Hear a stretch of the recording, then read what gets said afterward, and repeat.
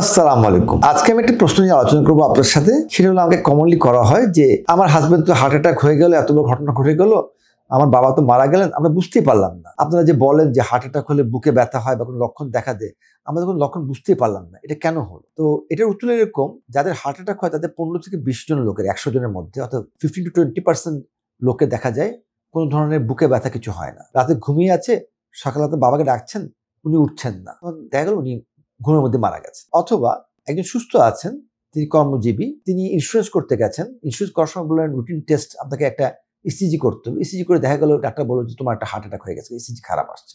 সেগুলো আমি বুঝতে পারি না, কোনো সমস্যা নেই। তো এটা হতে পারে, এটা 100 জনের মধ্যে 15-20 জনের এরকম হতে পারে, হার্টের প্রবলেম থাকা সত্ত্বেও কোনো লক্ষণ নাই। তখন প্রশ্ন হয় যে চিনবো কিভাবে? চিনবো এভাবে, চেনা যায় না।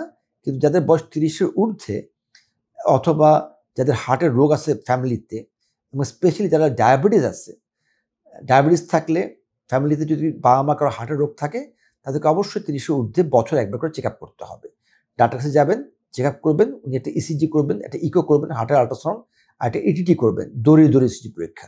এগুলো করলে তখন আপনার হার্টের রোগ আছে কিনা ধরা পড়বে, এবং সেই অনুযায়ী ডাক্তার সাহেব অ্যাকশন নেবেন, আপনার সেটা সেই অনুযায়ী চলবেন। ধন্যবাদ।